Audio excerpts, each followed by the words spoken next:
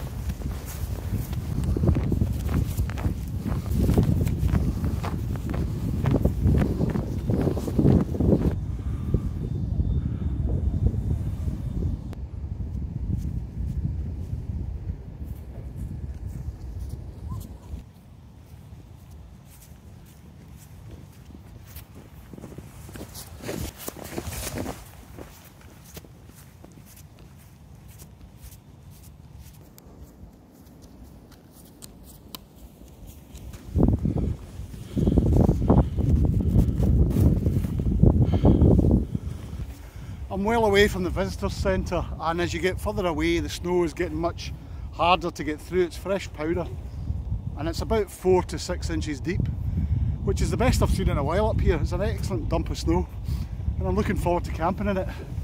Anyway, I've got about another half a mile to a mile to go to where I'm thinking of camping, and we're just going to head up to the highest point, which is just over 1,000 feet. To remind myself to slow down so I don't sweat. One of the winter things you've got to think about.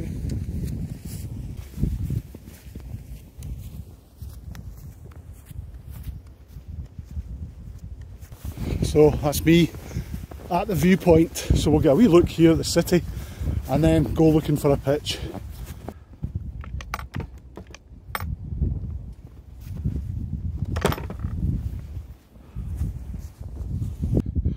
This is the orientation table, but it's pretty iced up.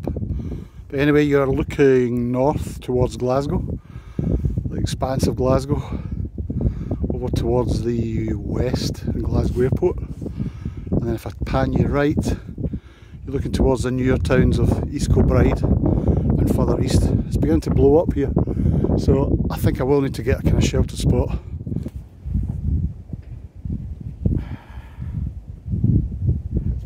About 3 or 4 inches here, and in a lot of places it's anything up to 6. I'd say it's probably about average 5. 5 inches is not bad.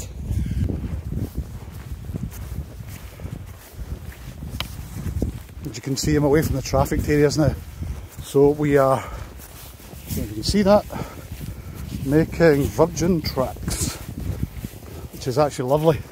Really nice powder and untouched at this point.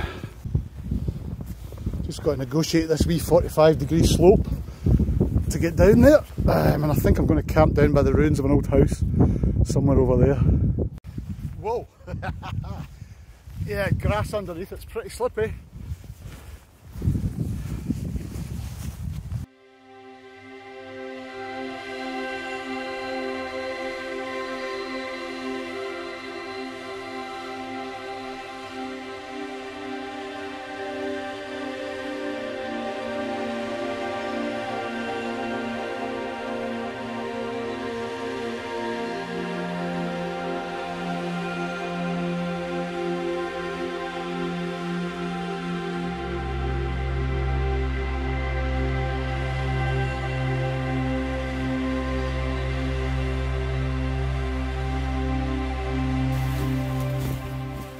Right, everything that could go wrong went wrong there. I've forgotten the foil sheet. I think I've dropped it on the way here, which should have gone under the footprint here or inside. I lost the carabiner in the snow. I dropped my pegs in the snow, and I snagged a pole onto the zip instead of the corner of the tent, and could not understand why the tent didn't pitch properly and the poles were all bent. So suss that out. We're getting there slowly, and I haven't even got the vestibule up yet. So you learn.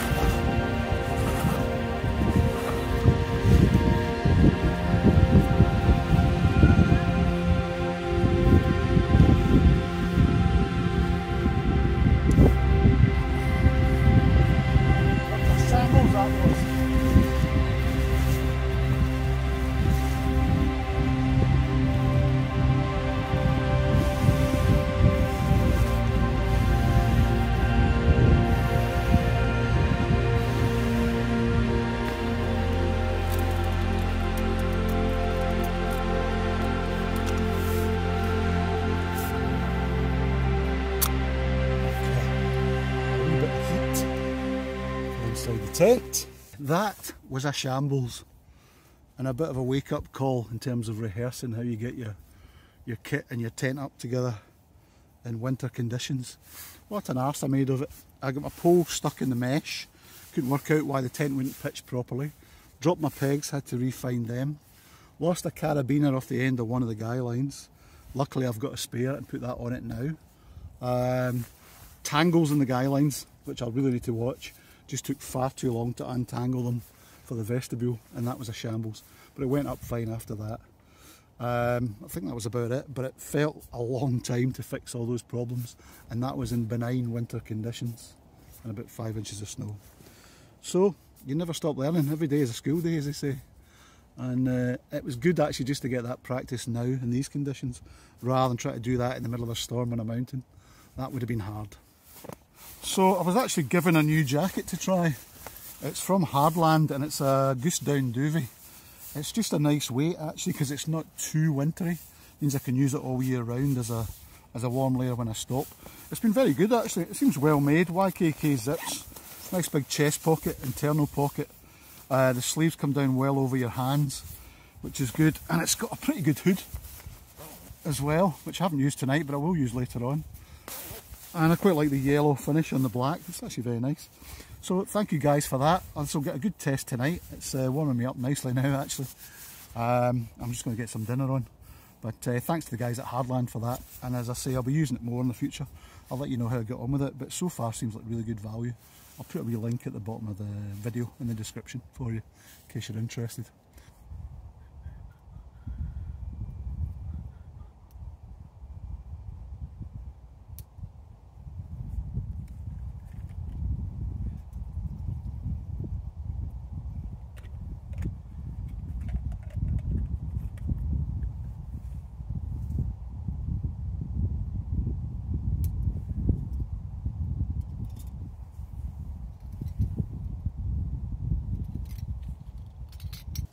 Going to have a wee Japanese miso soup to start, just to warm me up.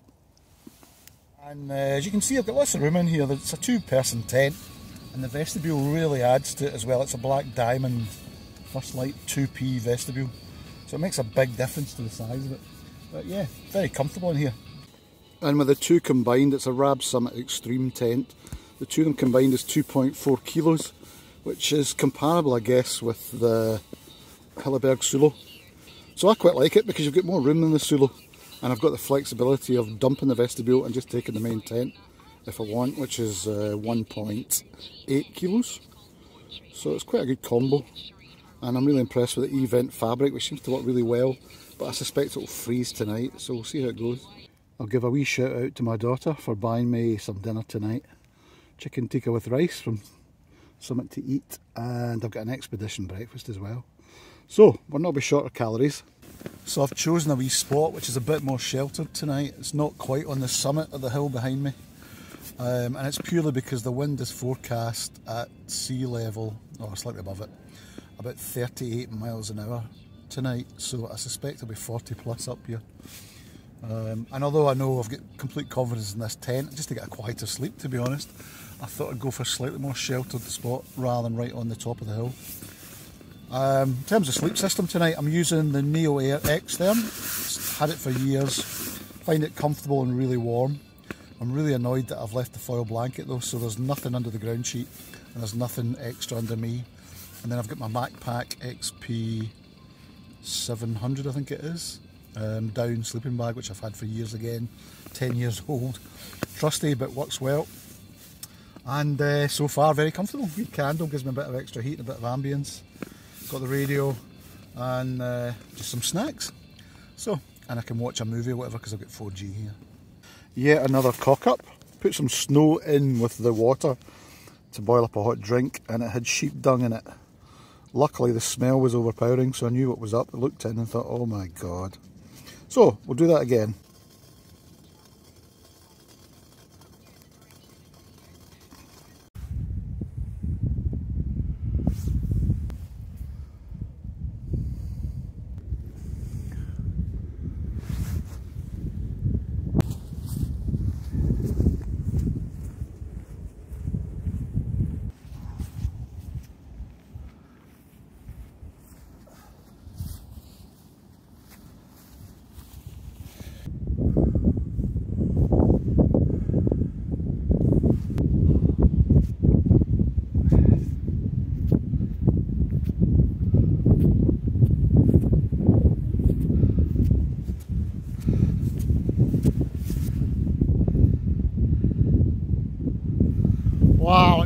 out here. -10 wind chill they say, but it feels worse at the moment, I'll tell you. Enough is enough, I've warmed up, but I'm going to get back quickly to the tent. It's brutal out here, it's so exposed, you can see why it's a wind farm. And my hands are freezing up, even inside the gloves. So I'm going to head back and get warmed up, get some food down me. But the stars have gone. I was hoping to get some nice shots, but nah, it's clouding over now, so snow should be on its way.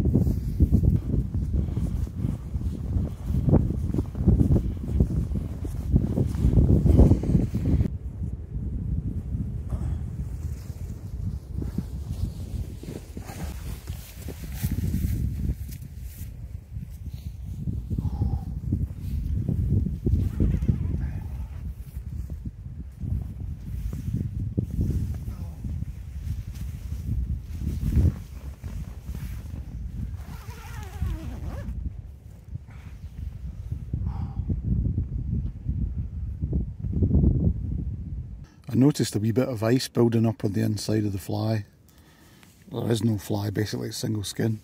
And then it kind of went quite moist. But I've noticed since I got in and sealed the door that actually the whole thing has dried out. It's fine, dry to the touch. I don't know how it works, but E-vent seems to be really good. The poles themselves are still wet or iced up, but the fabric has dried completely. It's very impressive stuff.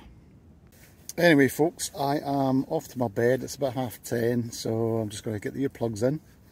Expecting a bit of a windy night and some heavy snow for a while, so may wake up and just check out how it looks outside, but other than that, I'm going to head off for a well-earned rest. I'll see you in the morning.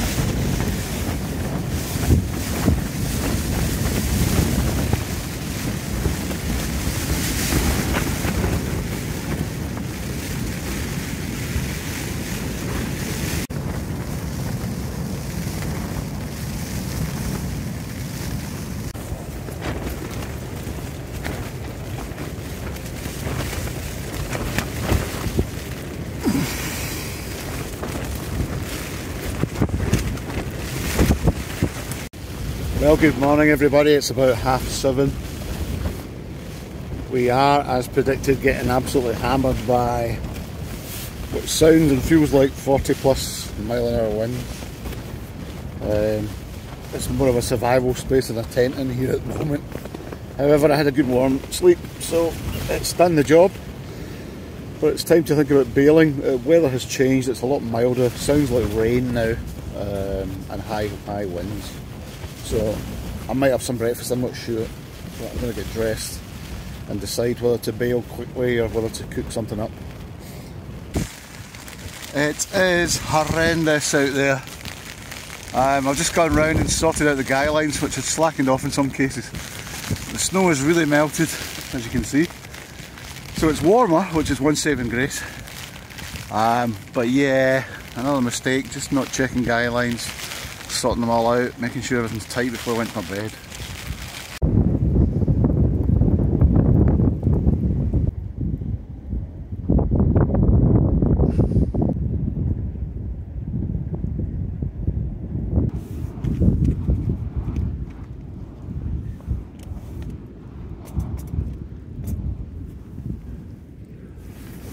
Suddenly it's just gone really calm again.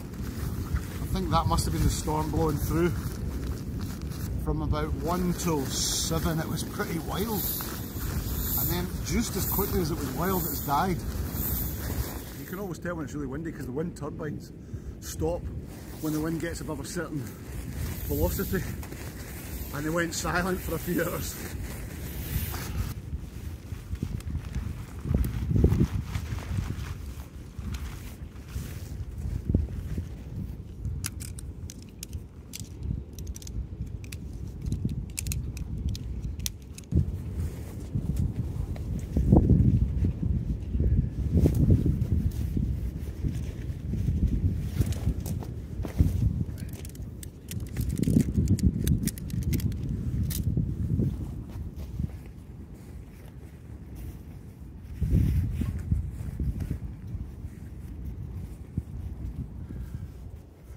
Okay, it's 10 to 9, it's time to head. Leave no trace as always. Thanks very much everyone for watching. That was a catalogue of mistakes, a catalogue of errors, and I've learned a lot there to be a wee bit more tidy about how I sort my gear out and how I pitch it. So I hope you learned some stuff from it. Thank you, and I'll see you for the next one, which will hopefully be about a week or so, weather permitting. And if you haven't liked or subscribed to the channel, either would be great, a wee like for the video or a subscribe for the channel would be smashing, and hopefully we can keep building for 2022. Thanks again and see you soon.